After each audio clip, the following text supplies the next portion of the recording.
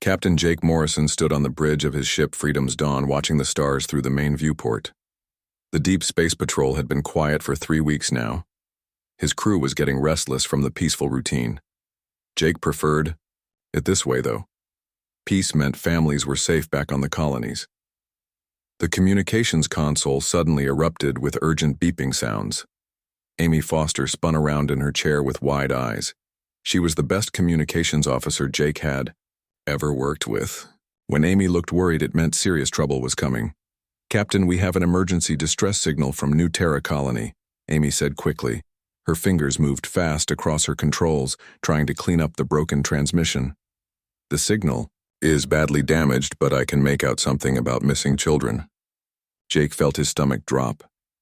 Missing children meant only bad things in this part of space. He moved quickly to Amy's station and leaned over her shoulder to listen to the crackling message. The voice that came through was Dr. Lisa Hayes, the chief scientist at New Terra.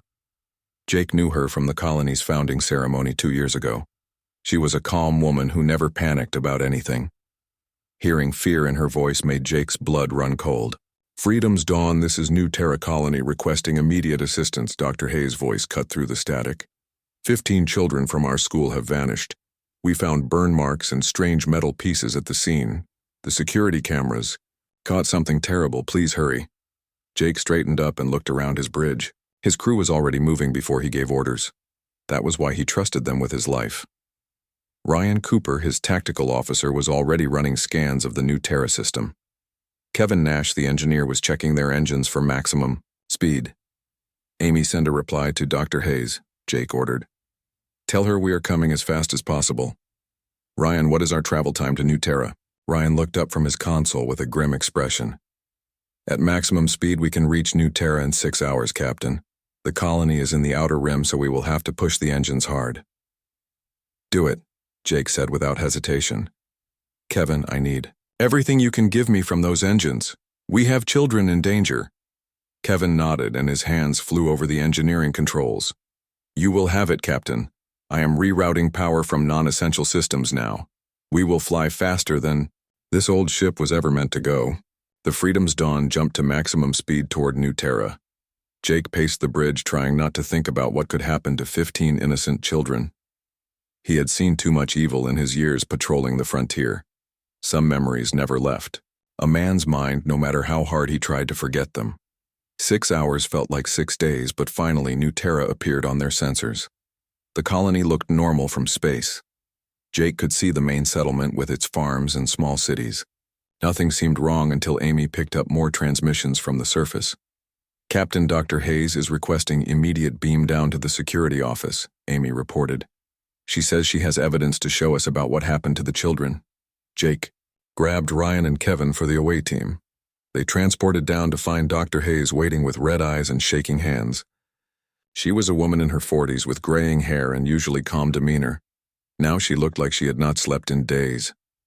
"Captain Morrison, thank you for coming so quickly," Dr. Hayes said, leading them through the colony's main street.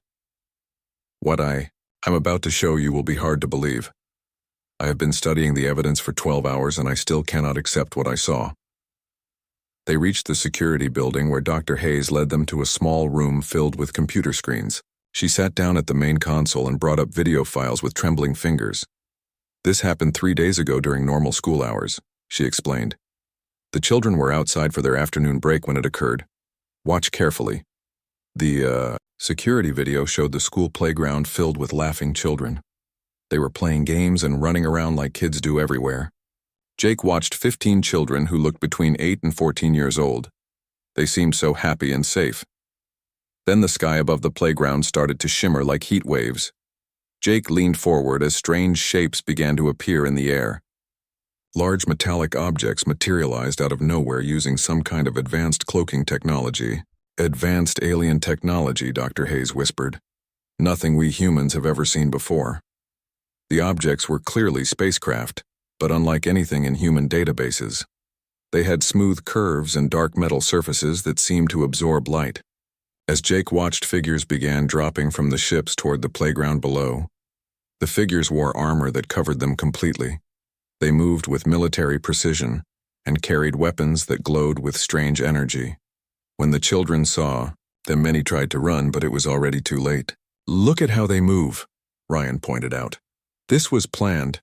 They knew exactly what they wanted and how to get it." The armored figures raised their weapons and fired at the children.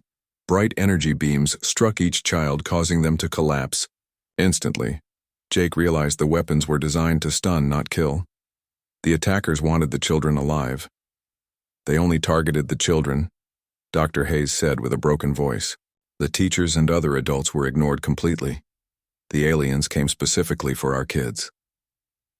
Jake watched in horror as the armored figures gathered the unconscious children and carried them toward their ships. The entire operation took less than 5 minutes. Soon the playground was empty except for the terrified adults who had witnessed everything. "I enhanced the video to get better images of the attackers," Dr. Hayes continued. She switched to a closer view that showed the aliens more clearly. They had reptilian features with scaled skin and large yellow eyes. Their technology was far beyond anything humans possessed. "I ran the images through our xenological databases," Dr. Hayes explained. "These are Zephyrians. We made first contact with them only 6 months ago. They seemed peaceful during our diplomatic meetings." Jake stared at the screen, feeling anger build in his chest. The Zephyrians had sat across negotiation tables from human diplomats. They had talked about trade agreements and peaceful cooperation. Now they were stealing human children like common criminals.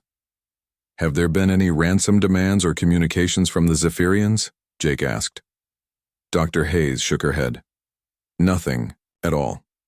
They took our children and vanished without a word. We found these metal fragments at the landing site, but nothing else." She handed Jake several pieces of strange metal that felt warm to the touch. The material was unlike anything in human technology. Kevin examined the pieces with his engineering scanner and frowned at the readings. "This metal contains elements we have never seen before," Kevin reported. "The molecular structure is incredibly advanced. These fragments probably came from their ships during takeoff." Jake studied the metal pieces while his mind raced through possibilities. Why would an advanced alien species want human children? What could they possibly gain from kidnapping kids from a small frontier colony? "Dr. Hayes, I need you to send all your data on this incident to my ship," Jake ordered. "Video files, metal analysis, everything you have. We are going to track down these Zephyrians and bring those children home." Dr. Hayes nodded eagerly. "Captain Morrison, those children are everything to us. Please find them before something terrible happens." Jake looked at the empty playground on the security monitor. Somewhere out there, 15 innocent children were prisoners of an alien species humanity barely knew. He made a silent promise that he would bring every single child home safely no matter what it cost. The hunt for the Zephyrians was about to begin. The Freedom's Dawn left New Terra Colony within an hour of reviewing the security footage. Jake Morrison stood on his bridge watching the star field change as they followed the ion trail left by the Zephyrian ships. The trail was fading fast, but Kevin Nash had managed to lock onto the unique energy signature before it disappeared completely. Amy Foster worked at her communication station, trying to decode the alien transmissions they had recorded at the colony. Her translation software was struggling with the Zephyrian language, but she was making progress slowly. Every few minutes she would call out another decoded word or phrase. "Captain, I'm getting fragments of their communications," Amy reported. "They mentioned something about a research facility and coordinates in the Kepler system. The rest is still too scrambled to understand clearly." Ryan Cooper looked up from his tactical display with concern on his face. "Captain, the Kepler system is deep in uncharted space. If they have taken the children there, it will be very difficult to mount a rescue operation so far from human territory." Jake nodded, but his determination never wavered. "We will follow them wherever they go, Ryan. Those children are counting on us to bring them home safely."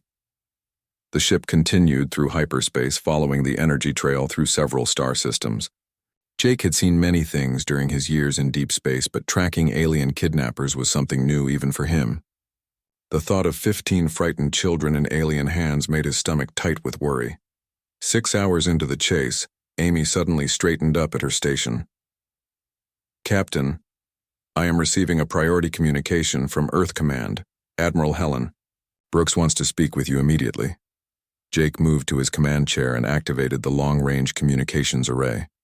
Admiral Brooks appeared on the main screen looking tired and angry. She was a tough woman who had commanded fleets during the border wars 20 years ago. When Admiral Brooks looked worried, it meant the situation was worse than anyone thought. Captain Morrison, I have been briefing myself on your situation, Admiral, Brooks said without any greeting. What happened at New Terra Colony is not an isolated incident. We have reports of similar attacks on 3 other human colonies in the past week. Jake felt his blood run cold. Admiral, are you saying the Zephyrians have abducted children from multiple colonies? That is exactly what I am saying, Captain. Admiral Brooks replied grimly. Colony ships at Franklin's World, New Geneva, and Riverside have all reported missing children. In every case, the attackers were identified as Zephyrians using the same tactics you observed at New Terra. The bridge fell silent as Jake's crew absorbed this information. Ryan Cooper was the first to speak up. Admiral, that means we are looking at dozens of missing children, not just 15. This appears to be a coordinated operation across multiple star systems. Admiral Brooks nodded. Our intelligence analysts believe the Zephyrians are conducting some kind of systematic collection program. They are specifically targeting human children between the ages of 8 and 16 while leaving adults completely alone. Amy Foster raised her hand to get attention. Admiral, I have been analyzing their communications and I keep hearing references to something called specimen collection and neural adaptation studies. It sounds like they are planning to conduct experiments on the children. Jake felt anger building in his chest like fire. The idea of aliens conducting experiments on human children made him want to find the nearest Zephyrian ship and blast it into space dust. But he forced himself to stay calm and think clearly. Angry commanders made mistakes and these children could not afford any mistakes. Admiral, what is Earth Command's official response to these attacks? Jake asked. We are mobilizing the 3rd Fleet to search for the missing children, Admiral Brooks replied. However, the Zephyrians have a significant head start and their ships are faster than our current vessels. You are currently our best chance of tracking them down before they reach their destination. Jake studied the star charts on his tactical display. Admiral, based on the ion trail we are following, they appear to be heading toward the Kepler 4482 system. Amy's translation work suggests they have some kind of research facility there. Continue your pursuit, Captain, Admiral Brooks ordered. I'm sending additional ships to support you, but they are at least 2 days behind your current position. You may have to attempt a rescue operation on your own if the situation becomes critical. The communication ended, leaving Jake alone with his thoughts. He looked around his bridge at the 3 crew members who would help him face whatever waited in the Kepler system. Amy Foster was young but brilliant with alien languages. Ryan Cooper had combat experience from the border conflicts. Kevin Nash could make their ship perform miracles when needed. Amy, what else have you learned from the alien transmissions? Jake asked. Amy brought up her translation files on the main screen. Captain, their conversations mention something they call Project Neural Bridge. They keep talking about human cognitive flexibility and adaptation potential. It sounds like they believe human children have some kind of special mental abilities. Kevin looked up from his engineering station with a thoughtful expression. Captain, I have been analyzing those metal fragments from New Terra. The technology is incredibly advanced, but I noticed something interesting. Their ship components show signs of organic integration. What does that mean exactly? Jake asked. It means Zephyrian technology might be partially biological, Kevin explained.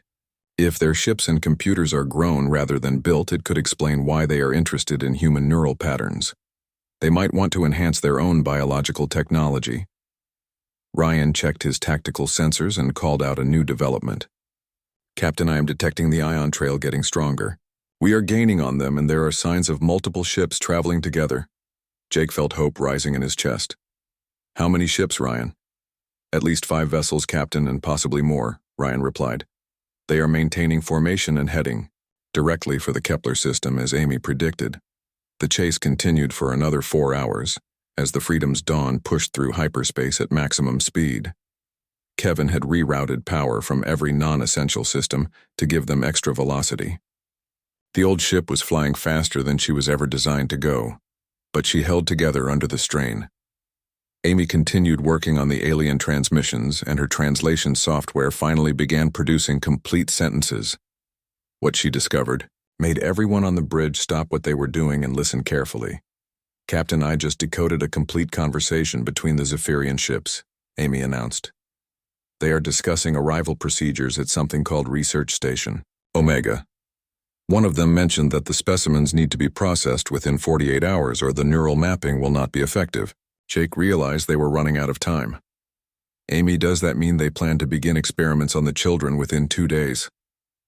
"That is what it sounds like, Captain," Amy replied quietly.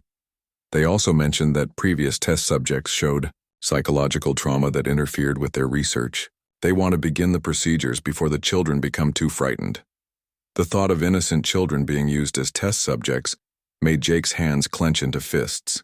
He had served in deep space for 15 years, but nothing had ever made him this angry. The Zephyrians were treating human children like laboratory animals. "Captain, we are approaching the edge of the Kepler system," Ryan reported. "Long-range sensors are detecting a large artificial structure orbiting the fourth planet. It appears to be some kind of space station." Jake moved to the main viewport and stared ahead at the distant star system. Somewhere in that system, 15 terrified children were waiting for rescue. He had no idea what kind of defenses the Zephyrian research station might have, or how many alien ships were protecting it. "All hands prepare for combat operations," Jake announced over the ship's communication system. "We are going to get those children back no matter what it takes." The Freedom's dawn continued toward the Kepler system, and whatever dangers waited, there. Jake Morrison had made a promise to bring the children home safely, and he intended to keep that promise even if it cost him his life. The Freedom's dawn dropped out of hyperspace at the edge of the Kepler 442 system, with all sensors scanning for threats. Jake Morrison stood on his bridge studying the tactical display as Ryan Cooper identified multiple contacts throughout the system. The largest signature was orbiting the fourth planet exactly where Amy Foster had predicted from the alien transmissions. "Captain, I am reading a massive artificial structure around the fourth planet," Ryan reported. "The station is at least 5 kilometers long and heavily shielded.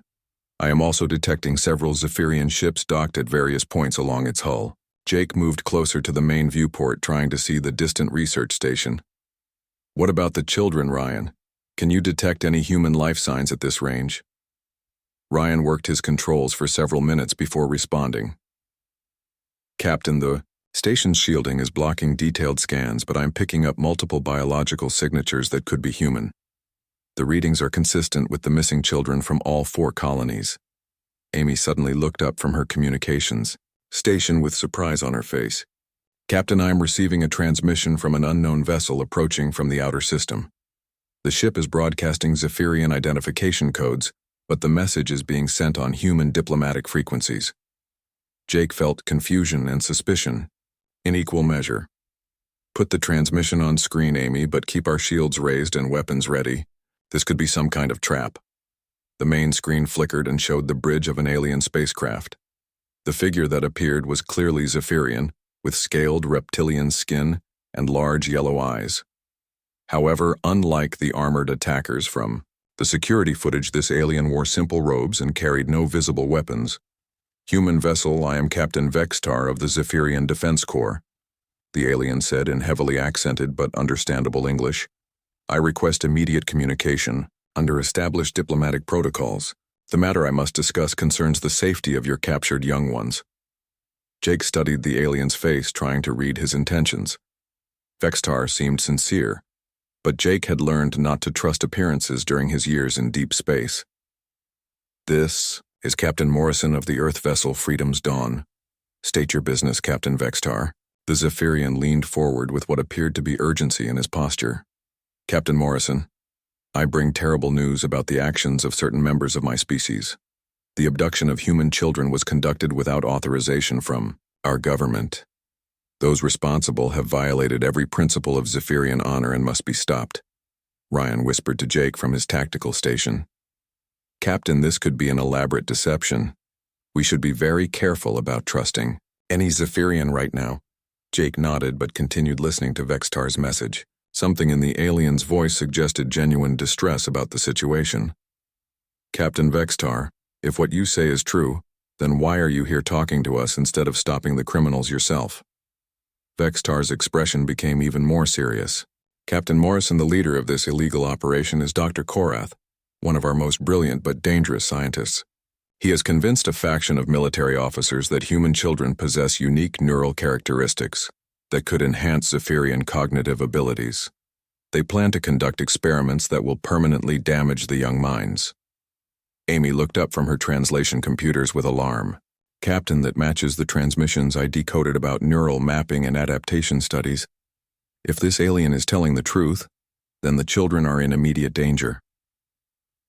Jake studied Vextar's face for any signs of deception, but the alien appeared genuinely upset about his species' actions.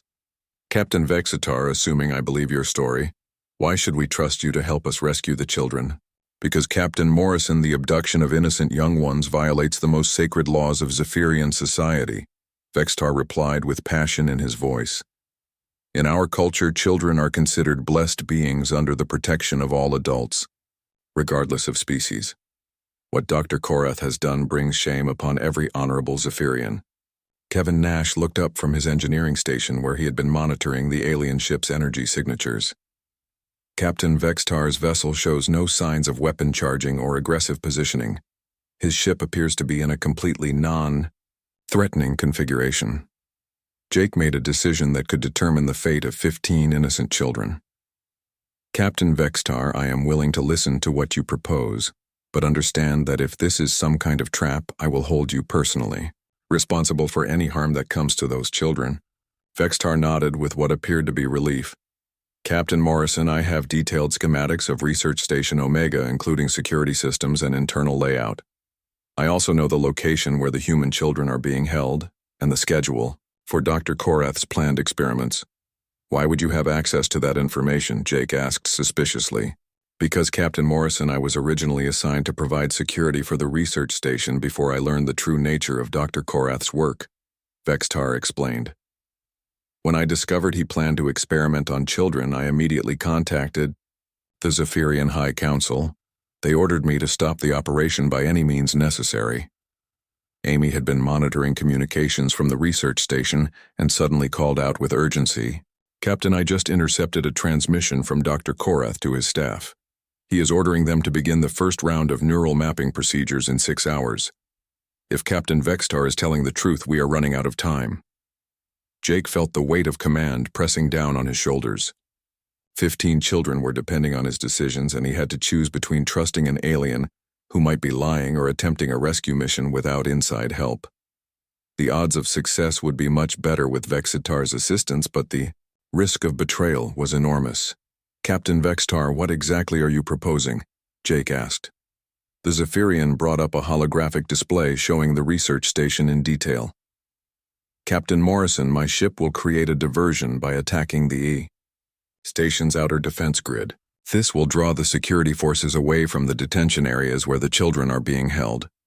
Your vessel can then approach through the maintenance bay on the station's lower section.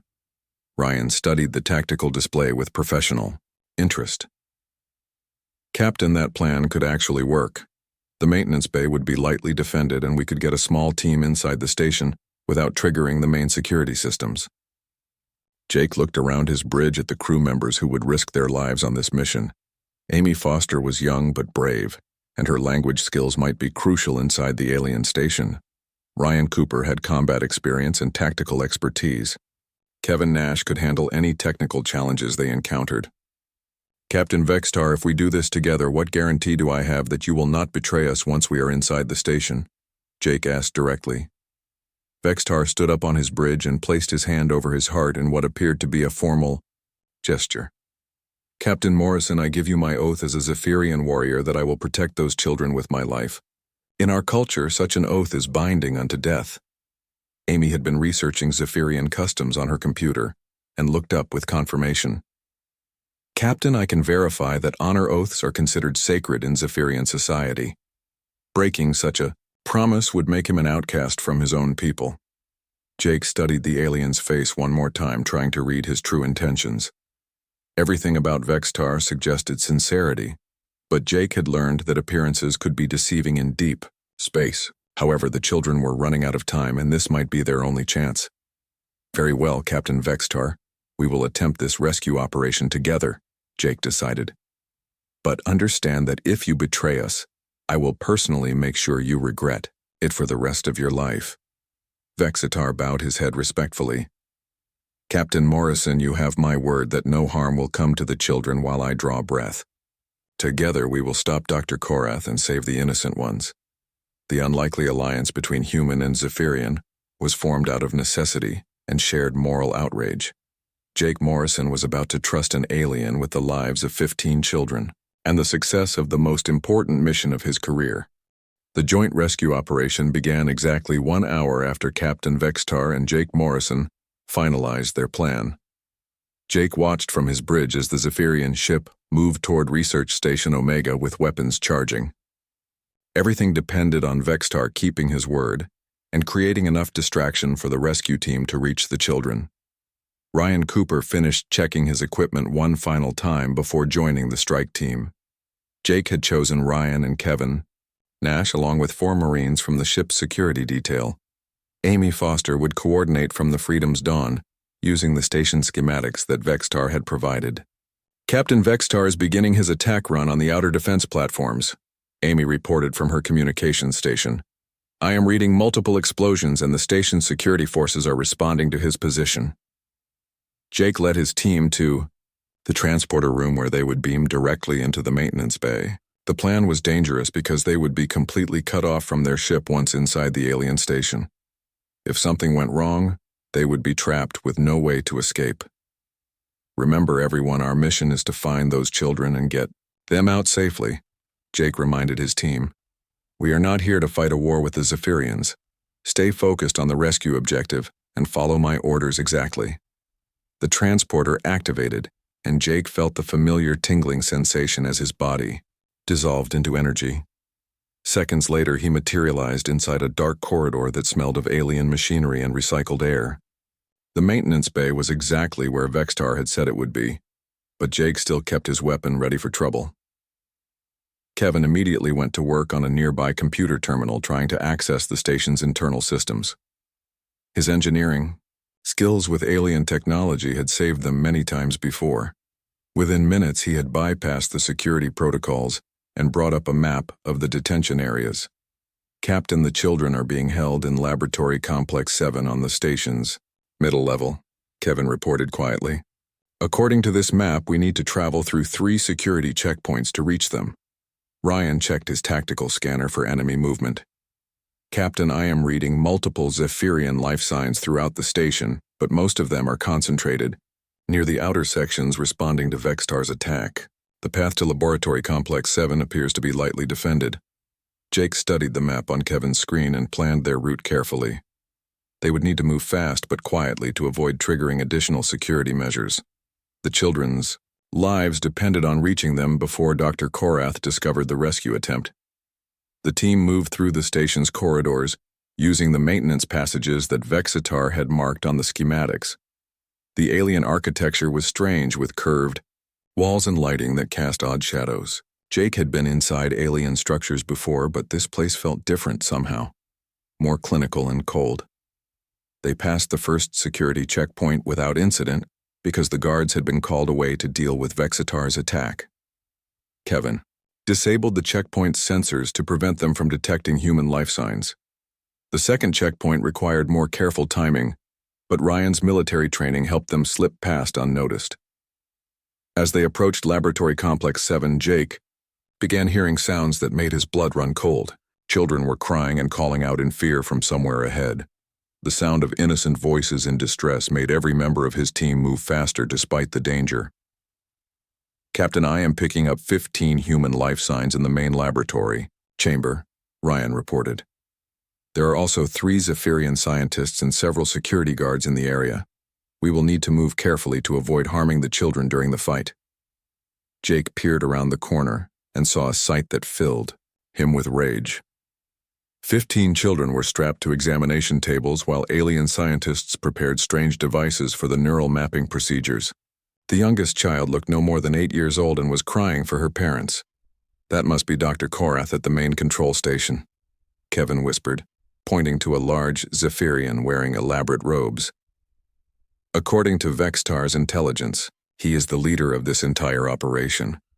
Jake watched Dr. Korath activate a device that hummed with dangerous energy. Whatever the alien scientist was planning to do to the children needed to be stopped immediately. Jake signaled his team to prepare for the assault. "Remember, we need to disable the guards quickly and protect the children," Jake whispered. "Ryan, take the left side guards. Kevin, disable their equipment. Marines, cover the exits and watch for reinforcements." The rescue team burst into the laboratory with weapons ready. Jake went straight for Dr. Korath while his team engaged the Zephyrian guards. The alien scientist looked up in shock as humans stormed into his research facility. "How did you find this place?" Dr. Korath demanded in accented English. "No human should be able to locate Research Station Omega." Jake kept his weapon trained on the alien scientist while Ryan and the Marines secured the laboratory. "Dr. Korath, you are under arrest for the abduction and planned torture of human children. Order your guards to stand down immediately." Dr. Korath laughed with cruel amusement. "You foolish humans do not understand the importance of my research. These young minds contain neural patterns that will advance Zephyrian science by centuries. I will not allow you to interfere with such valuable specimens." The word specimens, when applied to innocent children, made Jake's anger burn even hotter. "These are not specimens, Dr. Korath. They are living beings with families who love them and want them home safely." Kevin worked quickly to free the children from the examination tables, while Amy's voice came through their communicators. "Captain, I am detecting additional Zephyrian forces moving toward your position. Vexitar's distraction is losing effectiveness, and station security is beginning to respond." Jake realized they were running out of time. "Kevin, how long do you need to free all the children?" "Give me 3 more minutes, Captain," Kevin replied while cutting through alien restraint systems. "These devices are more complex than I expected, but I can get them loose." Dr. Korath suddenly lunged toward a control panel on the far wall. "If I cannot have the specimens, then no one will benefit from their neural patterns," he shouted, reaching for what appeared to be some kind of emergency system. Ryan tackled the alien scientist before he could activate whatever destructive device he was trying to reach. The two figures crashed to the floor in a struggle for control. Jake kept his weapon ready but could not fire without risking harm to Ryan. "Captain, the emergency system Dr. Korath was reaching for appears to be a laboratory sterilization protocol," Kevin called out in alarm. "If activated, it would kill everything in this section of the station, including the children." Jake felt sick realizing how close they had come to disaster. Dr. Korath was willing to murder 15 innocent children rather than let them escape. The aliens' cruelty went beyond anything Jake had encountered in his years of deep space service. "Collard, children are free, Captain," Kevin announced. "But we need to move now before station security arrives." Jake looked at the 15 frightened children who were now sitting up on the examination tables. They ranged in age from 8 to 14, and all showed signs of trauma from their captivity. The youngest girl was still crying, but she seemed physically unharmed.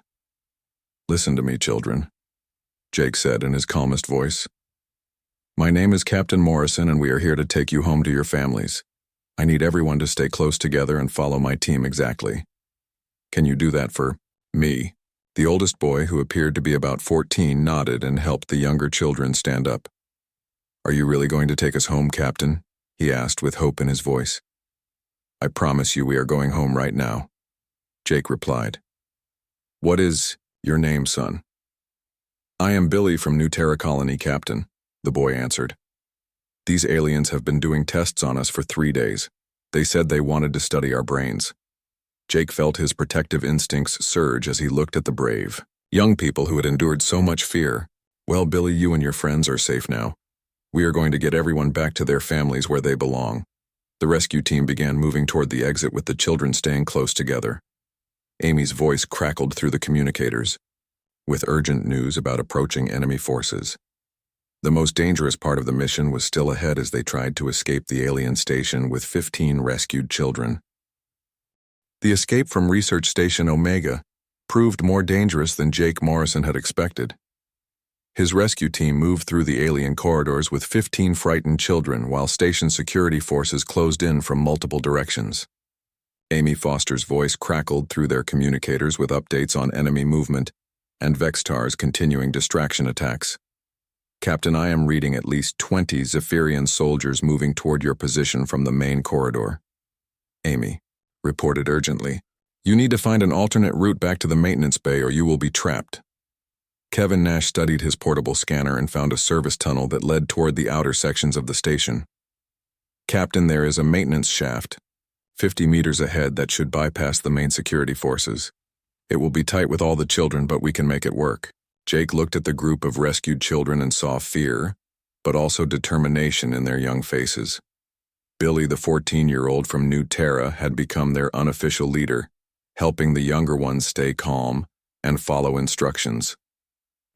Sight of children being so brave in such a terrifying situation made Jake more determined than ever to get them home safely. Everyone into the maintenance tunnel quickly and quietly, Jake ordered. Billy, I need you to help the little ones through the narrow spaces. Ryan and Kevin watch our rear for enemy soldiers.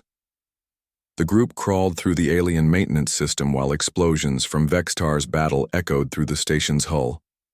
The tunnel was barely large enough for adults, and some of the smaller children had trouble keeping up. Jake found himself carrying an 8-year-old girl named Sophie, who was too scared to move on her own. Captain Morrison, are we really going home? Sophie whispered as Jake helped her through a particularly narrow section. The bad aliens said they were going to hurt our minds and we would never see our families again. Jake felt his heart break at the innocent trust in the child's voice. Sophie, I promise you that we are going home right now. Your mommy and daddy are waiting for you and they miss you very much. The maintenance tunnel finally opened into a storage area near the outer hull where Jake had hoped to reach the transporter coordinates. However, as the group emerged from the tunnel, they found Dr. Korath waiting with 6 heavily armed guards. The alien scientist had somehow predicted their escape, route and set an ambush. Did you really think you could steal my research specimens so easily, Captain Morrison? Dr. Korath said with cruel satisfaction. These children represent years of planning and preparation. I will not allow ignorant humans to interfere with scientific progress. Jake stepped in front of the children with his weapon ready while Ryan and Kevin took defensive positions. Dr. Korath, these children are not your property. They are innocent beings with the right to freedom and safety. Dr. Korath raised a strange device that hummed with dangerous energy. If I cannot study their living minds, then I will at least preserve their neural patterns for future analysis. This scanner will record their brain activity during their final moments. The alien scientist's words made Jake realize that Dr. Korath intended to kill all 15 children, rather than let them escape. The level of evil required for such an act went beyond anything Jake had encountered in his years fighting pirates and criminals in deep space. You will have to go through me first, Jake said, raising his weapon toward Dr. Korath. No one is going to hurt these children while I am alive. Before Dr. Korath could activate his scanning device, the wall behind him exploded inward as Vextar's assault team breached the station's hull. The Honorable Zephyrian captain entered with weapons blazing, followed by 6 of his own soldiers. The sudden arrival of Vextar's forces caught Dr. Korath's guards completely by surprise. Dr. Korath, you stand accused of crimes against innocent children, Vextar announced as his soldiers surrounded the evil scientist. By the ancient laws of our people, such acts are punishable by exile and dishonor. Dr. Korath snarled at his own species leader with hatred. You fool Vextar, these humans are nothing more than primitive animals. Their neural patterns could advance our civilization beyond anything we have achieved. Vextar moved closer to Dr. Korath with disgust clear in his reptilian features. Dr. Korath, children are sacred regardless of their species. What you have done brings shame upon every honorable Zephyrian in the galaxy. The confrontation between the 2 aliens gave Jake the opportunity he needed to get the children to safety. Amy's voice came through the communicators announcing that she had locked onto their position and was ready to beam them directly back to the Freedom's dawn. All children gather close together, Jake ordered. We are going home right now. Transporter beam activated and Jake felt relief wash over him as the alien station disappeared around them. 15 innocent children materialized safely aboard his ship, where Dr. Lisa Hayes from New Terra Colony was waiting with medical equipment and warm blankets. "Sophie, your parents are on their way here," Dr. Hayes told the little girl as she wrapped her in a soft blanket. "All of your families have been contacted and they know you are safe." Jake watched the emotional reunions as parents arrived from the various colonies to collect their children. The youngest ones cried with joy when they saw their mothers and fathers again. Even the older children like Billy could not hide their relief at being home safely. Admiral Helen Brooks arrived 3 hours later with a full fleet to secure the area around Research Station Omega. She found Jake in his ready room writing reports about the rescue operation and the unexpected alliance with Captain Vextar. "Captain Morrison, I have read your preliminary report about working with this Zephyrian officer," Admiral Brooks said. "Are you certain that we can trust him and his people?" Jake looked up from his paperwork with conviction in his voice. "Admiral, Vextar risked his life and career to save those children. He could have ignored Dr. Korath's crimes, but instead he chose to do what was right. That kind of moral courage deserves our respect regardless of species." Admiral Brooks nodded thoughtfully. "The Zephyrian High Council has requested a formal meeting to discuss Dr. Korath's trial and establish new diplomatic protocols. They want to make sure nothing like this ever happens again." The formal diplomatic talks began a week later on Earth, with Vextar serving as the primary Zephyrian representative. Jake was asked to attend as a witness to the events at Research Station Omega. The negotiations resulted in a comprehensive alliance between humans and the honorable faction of Zephyrian society. Dr. Korath was tried by his own people and sentenced to permanent exile on a lifeless world where he could harm no one else. All research data related to human neural patterns was destroyed under joint supervision to ensure it could never be misused again. Jake Morrison returned to New Terra Colony 6 months later to attend a celebration honoring the rescued children. All 15 young people had recovered from their ordeal and were back to normal lives with their families. Sophie ran up to hug him when she saw him arrive at the ceremony. "Captain Morrison, my mommy says you are a hero," Sophie announced with a bright smile. "She says heroes protect children from bad people and monsters." Jake knelt down to Sophie's level and smiled back at her. "Sophie, the real heroes are brave children like you who stayed strong when things were scary. You and your friends are the bravest people I have ever met." The celebration continued late into the evening with human and Zephyrian families sharing food and stories. Captain Vextar had been granted permission to establish the first alien embassy on New Terra as a symbol of the new friendship between species. Jake looked around at the happy children playing games with their Zephyrian friends and felt pride in what they had accomplished. Humanity had learned that evil existed in many forms throughout the galaxy, but they had also discovered that good and honor could be found in the most unexpected places. The galaxy was a dangerous place filled with those who would harm the innocent, but it also contained beings of courage and compassion willing to stand against such evil. The rescue of 15 human children had become something much larger than anyone expected, creating bonds of friendship that would last for generations. As Jake watched Sophie playing with a young Zephyrian child, he realized that the future held hope for all species who chose to protect rather than prey upon the defenseless. The children who had been saved would grow up in a galaxy where former enemies could become the closest of allies through shared values and mutual respect.